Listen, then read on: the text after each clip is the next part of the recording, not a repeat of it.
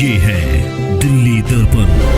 हर शाम, हर दिन, हर दोपहर, हर रात लगातार दिल्ली में कानून व्यवस्था जो है वो हाथ से निकलती जा रही है।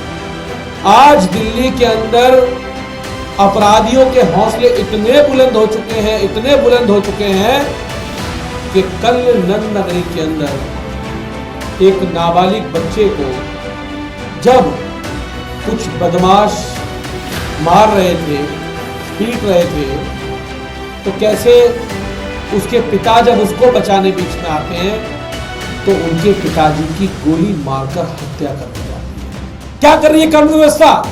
क्या कर रही है भाजपा की सरकार? अरे दिल्ली का बेड़ा गर्क कर दिया आप लोगों ने।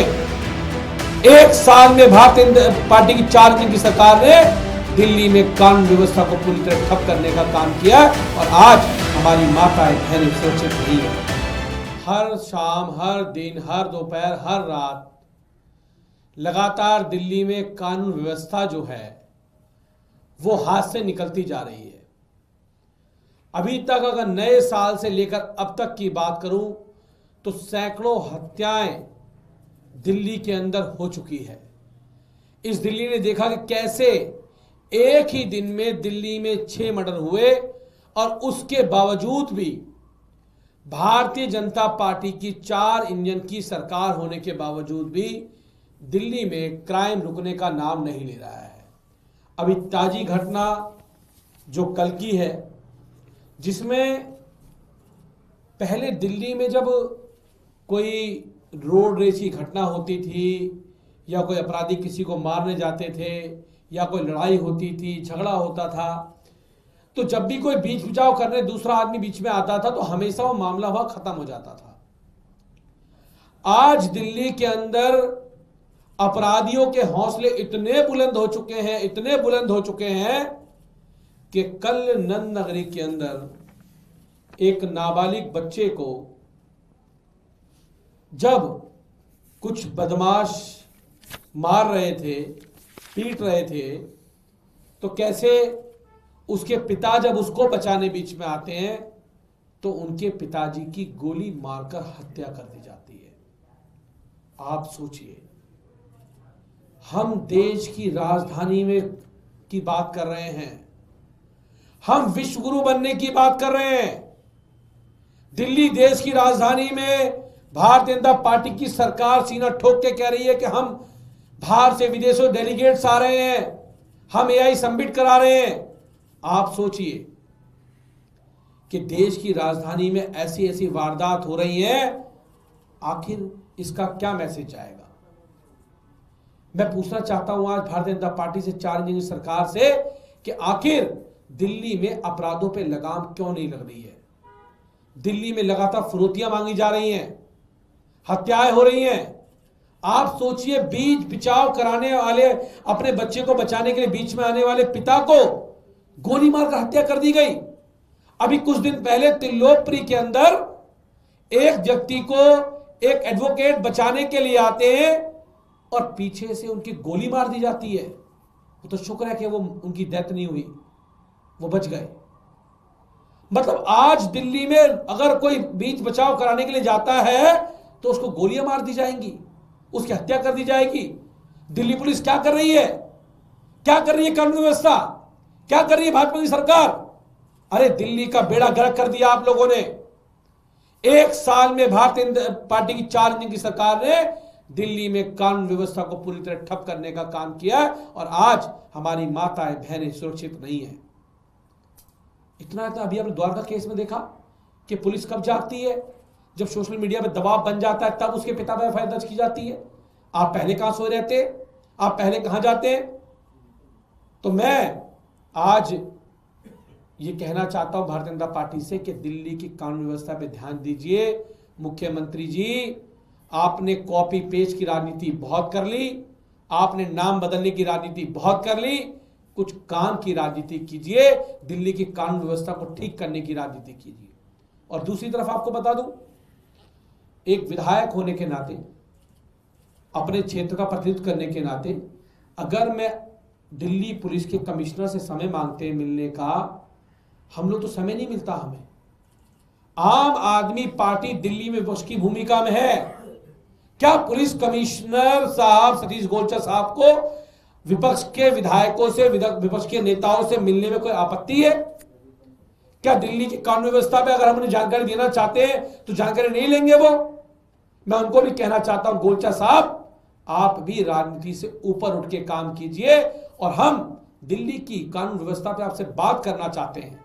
हम पूछना चाहते हैं कि आखिर दिल्ली में अपराधी इतने भयमुक्त क्यों घूम रहे हैं? अपराधी को डर क्यों नहीं लग रहा दिल्ली में क्राइम करने से? अपराधी डर क्यों नहीं रहे? ये देश की राजधानी है।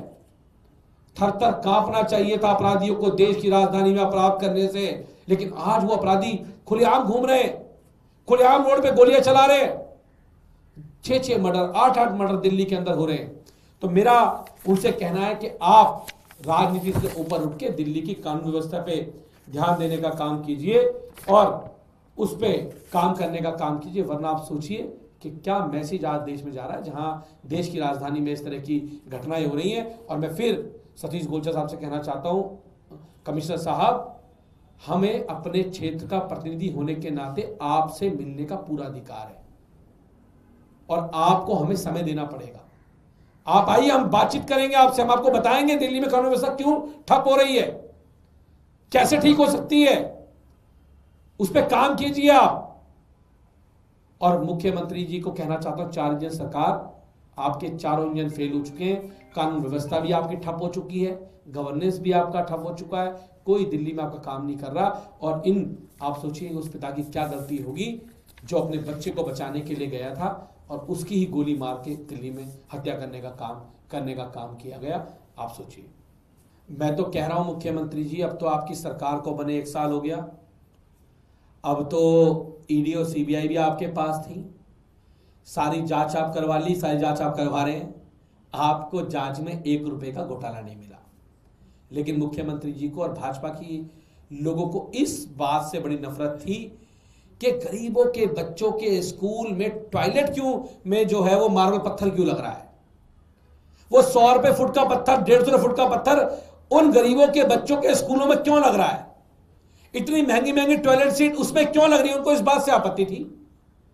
इतने महंगे महंगे डेस्क, इतने मॉडल डेस्क स्कूलों में क्यों आ रहे हैं, उन्हें इस बात से आपत्ति थी।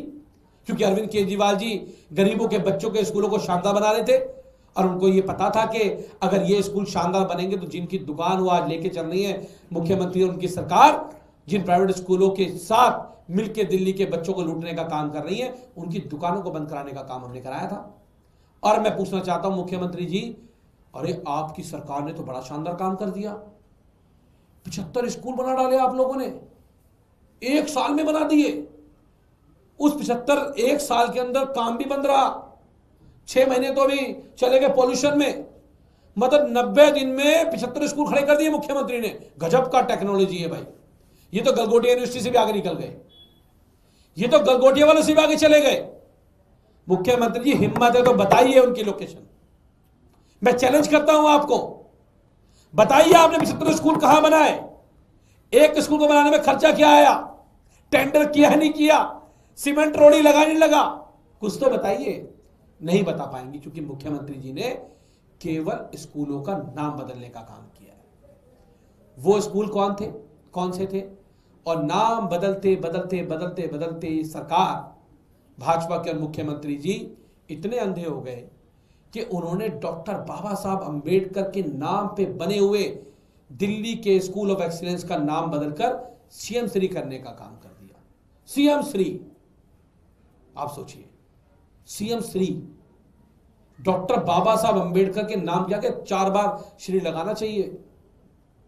उन्होंने इस देश के लिए वो करने का काम किया है, इस देश के दबे कुचले समाज को मुख्य धारा में लाने का काम किया, इस देश के दबे कुचले समाज को एजुकेशन की राह दिखाने का काम किया, इस देश का कॉन्स्टिट्यूशन लिखने का काम किया, आधी आबादी महिलाओं को आजादी देने का काम किया।